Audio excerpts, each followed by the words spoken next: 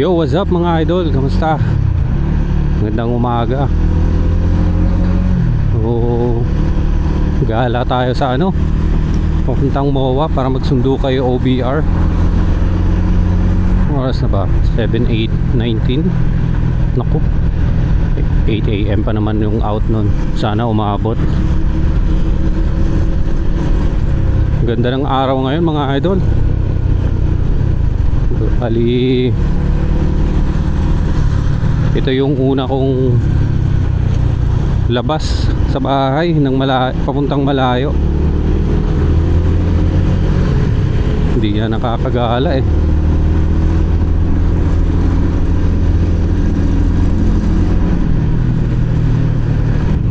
Nakakamiss din bumiyahe ng gantong oras talaga oh. Yung tipong sasaba ka sa rush hour.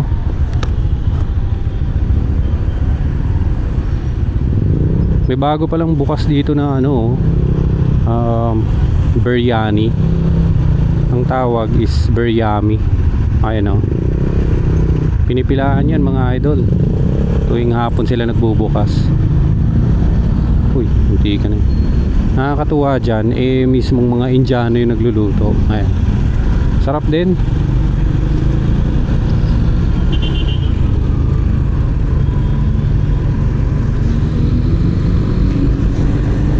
Bar na lang pala to. Sa SM Molino na ako magpapagas sa may Shell. Uy, putang na, delikado yan delikado yun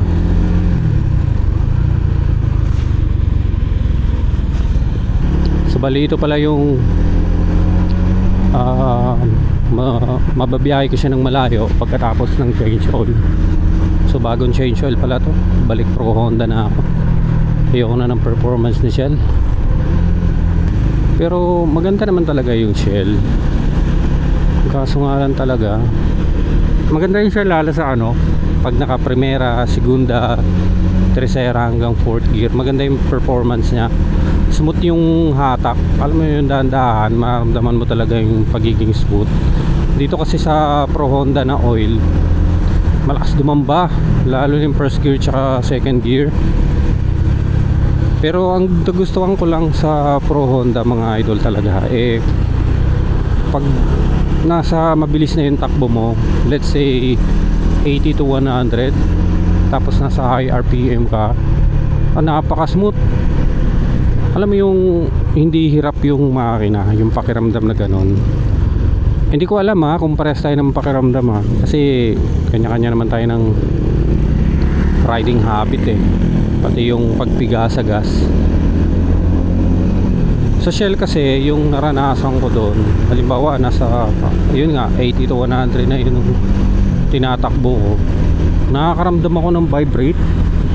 Tapos parang ewan ko kung ako lang ba yung nakakaramdam noon, parang hirap yung makina, which is hindi ko gusto yung ganung feel.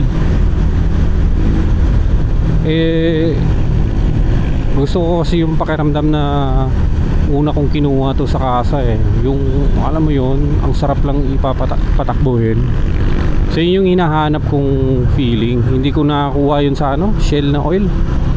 So ito, balik pro Honda. At ayun na nga, bumalik yung pakiramdam na ganun. So masarap na ulit siya ipiga-piga. Emergency bigyan ng karapatan yan. Lahat ng karapatan ibigay dyan.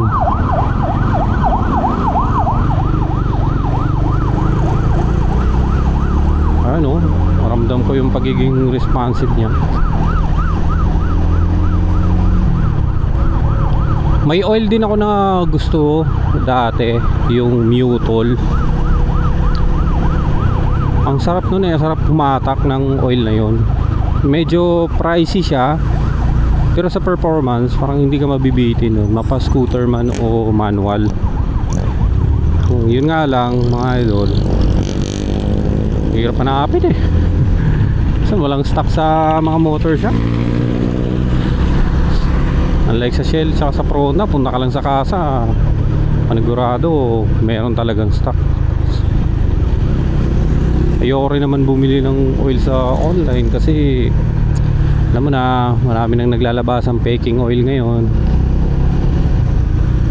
So pro Honda na lang ako, napakamura pa, 280 lang. Buti talaga na top na yung tulay dito sa ano, sa may SM Molino. Dati kasi gantong oras parang halos walang galawan dito eh.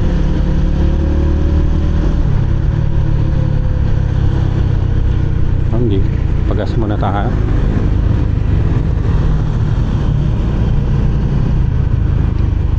Haba ata pila. Yun, pagas muna ito mga idol. Siguro mga isang linggo na rin ako huling nagpagas. Tapos pa isa-100 lang kasi hindi nakakagalat sa malayo eh. Nakaranas din ng full tank.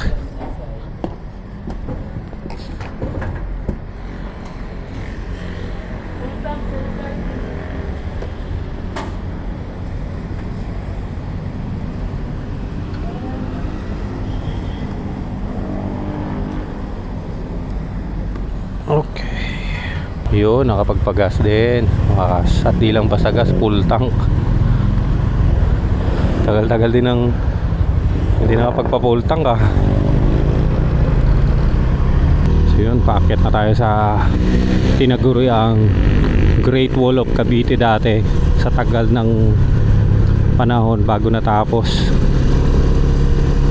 Ano, laking tulong din talaga nito. Laking ginawa ng overpass na to or skyway. Sarap naman ang tanawin dito.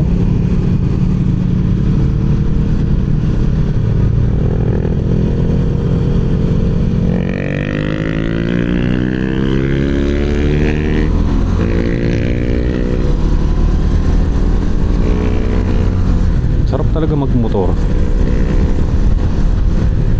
Sarap sa pakiramdam eh, lalo yung mga gantong panahon.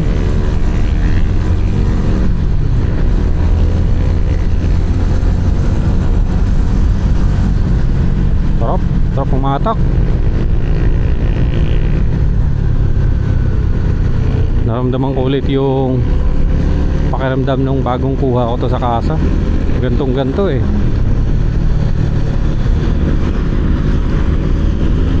Sunod na maintenance ko na ito siguro mga sa 15 ano, palitan ko na ng air filter. Nakalimutan ko kasi isabay siya sa ano, change oil. Ako kasi every 6,000 mga idol nagpapalit ng air filter sa motor. Napakahalaga din kasi talaga ng air filter eh.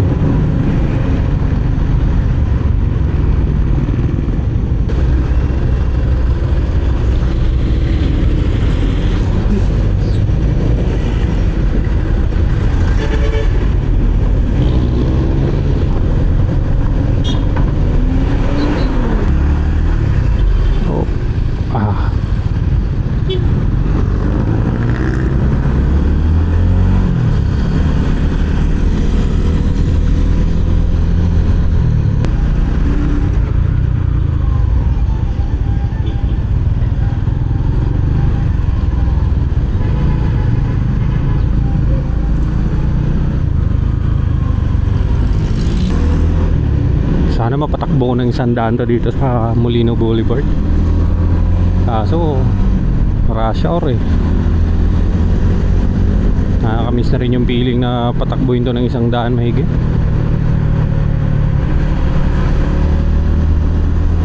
So mukhang malabo. Kaya baka magtagaytay na lang ako bukas or susunod na bukas. Gusto ko rin kasi talaga itong itry ulit sa Paahon eh.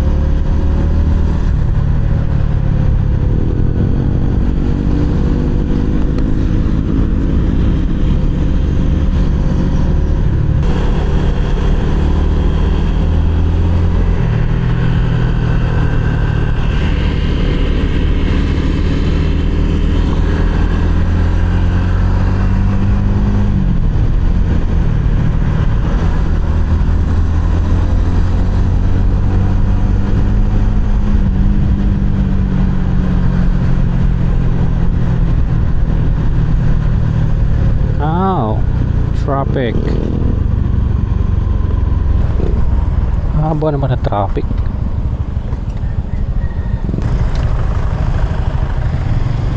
Dito pala yung uso dito sa Cavite mga idol, yung buhos kung tawagin. Pag naabutan ka ng buhos, ano yan, 5 minuto mahigit kang mag-aantay. Minsan nga 10 minutes pa eh. Bali ubusin nila yung sasakyan doon sa kabilang side, kaya antay talaga.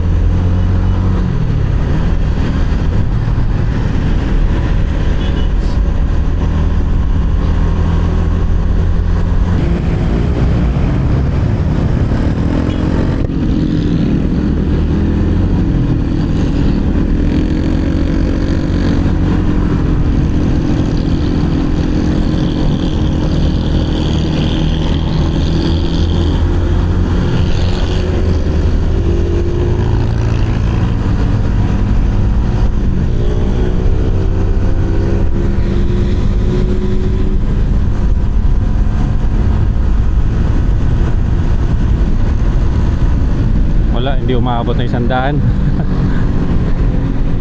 Hindi talaga bitin yung kalsada. Pero bumalik yung hatak. Gusto ko na yung hatak niya ngayon kaysa dun sa Shell na oil.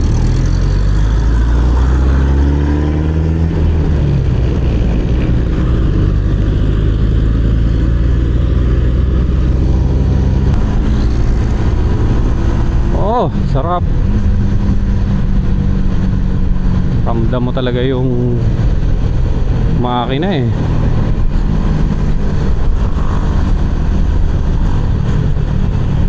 Hindi man to kasing tuli ng Raider at Sniper, pero iba yung feeling eh. Iba yung binibigay na pakiramdam na itong motor na to. Ayun pala si boss, oh, yung Raider na naka big tire. Henges. Siguro mahilig mang banking to si boss. Kapal ng gulong eh.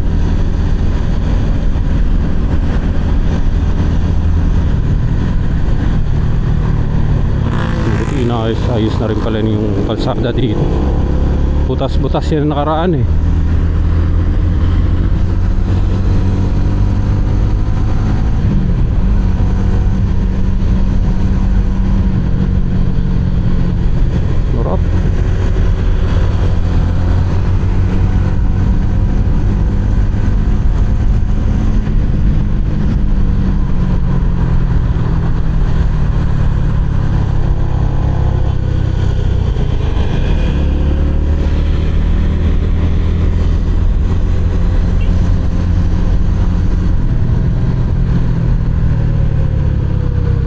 Minsan talaga hindi ko maiwasang mag-rev match. Siguro dahil muscle memory na. Ayun. Sarap din kasi talaga mag-rev match eh. Doon umawat. Oras doon ako 7:53 na. Ang out ng Darling ko ay 8 AM. Galit na naman yun, panigurado. Si-shot ko na lang mamaya.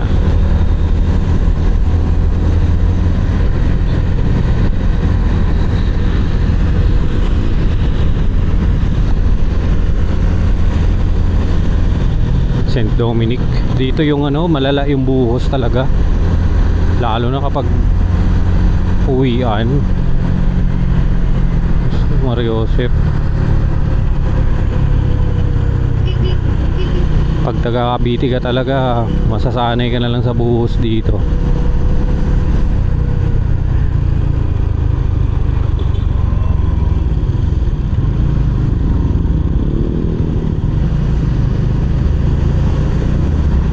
Buti ngayon oh, walang buhos. Mamayang gabi yan or mamayang hapon.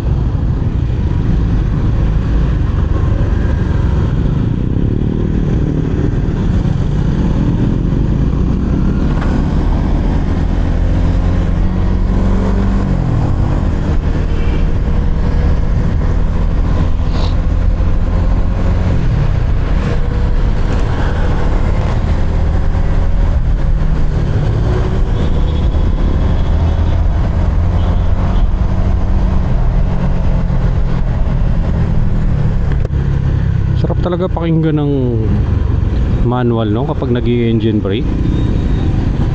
Ang sarap sa ano eh, sa tenga, sarap na pakinggan. Parang music. Pag ganitong traffic talaga, kailangan matatag yung ano mo eh, pasensya mo. Checkpoint siguro, madalas may checkpoint dito eh, lalo na kapag gantong oras, alas 7 hanggang alas 8 ng umaga. Yan sila oh. Wala.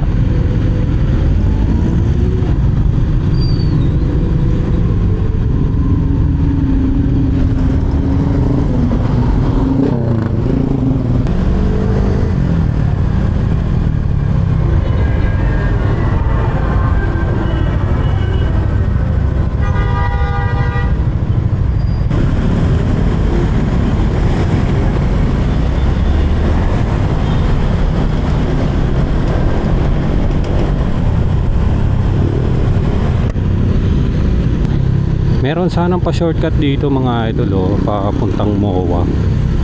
Ayan oh, yung mga dumadaan doon. Bali kakaliwa ka dyan.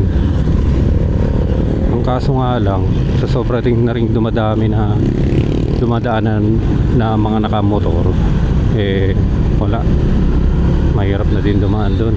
At saka last time ako na dumaan doon, hindi pa tapos yung kalsada, sobrang putik. May mga part na maputik siya. So saka na ako dadaan doon. Dito na lang muna ako.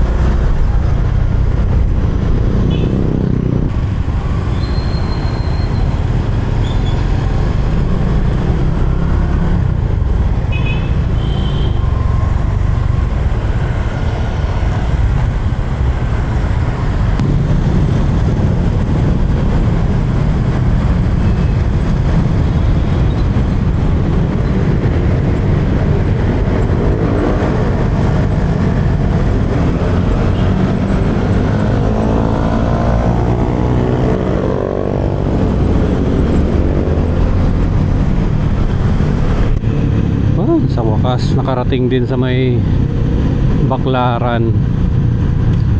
Ang lala ng traffic, pero ano pa bang maasahan mo?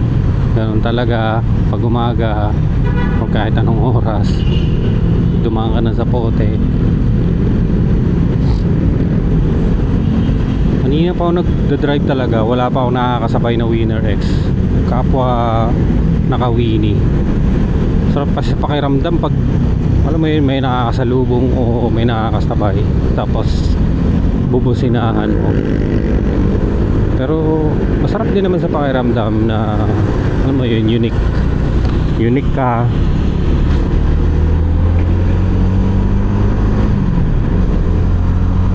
Sarap.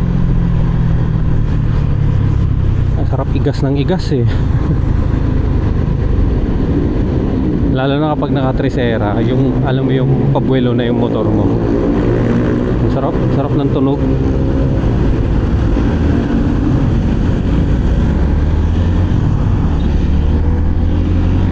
Yan o. Swarta. Tapos engine brake. Sarap sa tenga. Sarap pakinggan ng makina na ito ni Winnie.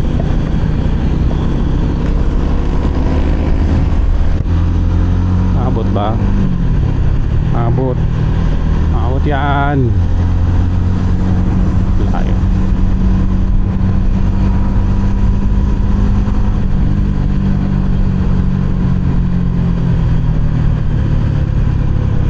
Uy.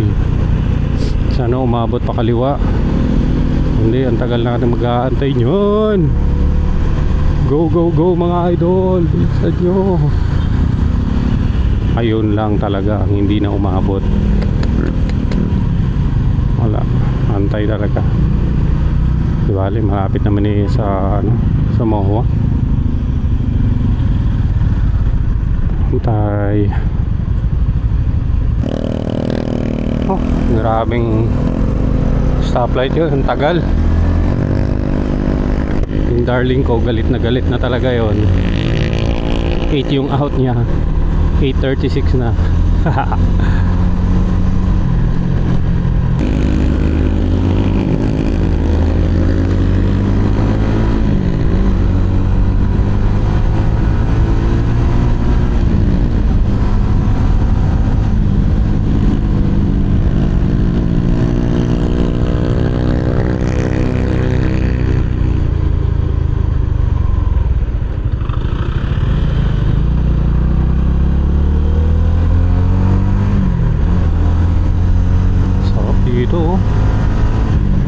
Buti nga nakaspalto na to yung daan dito eh. Tsaka yan pala yung sikat na court na bago.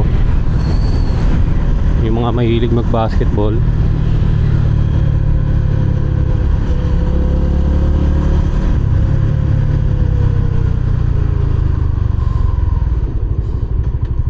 Ang payapa naman ng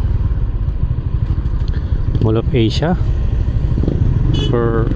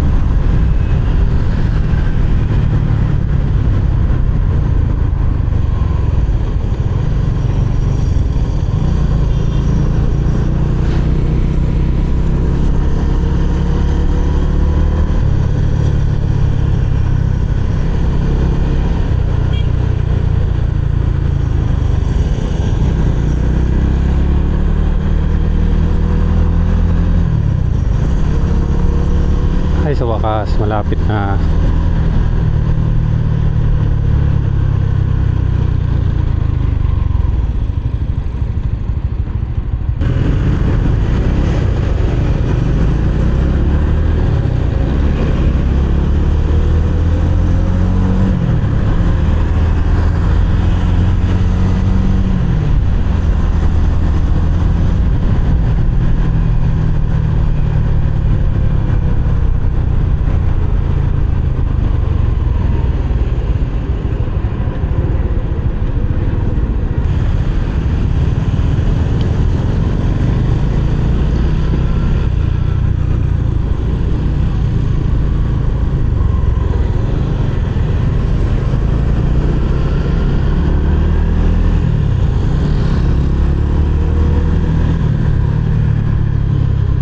nakakamiss naman magtrabaho dito. Sarap talaga dito tuwing umaga. Ay, sa wakas nakarating din sa Amazon. Galit na yung darling ko.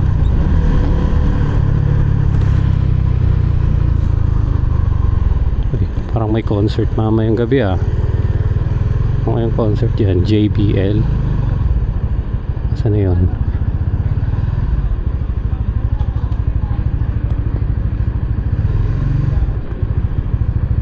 So yun, nakarating din mga idol. Dito ko na lang tatapusin tong vlog na to. Salamat sa panonood.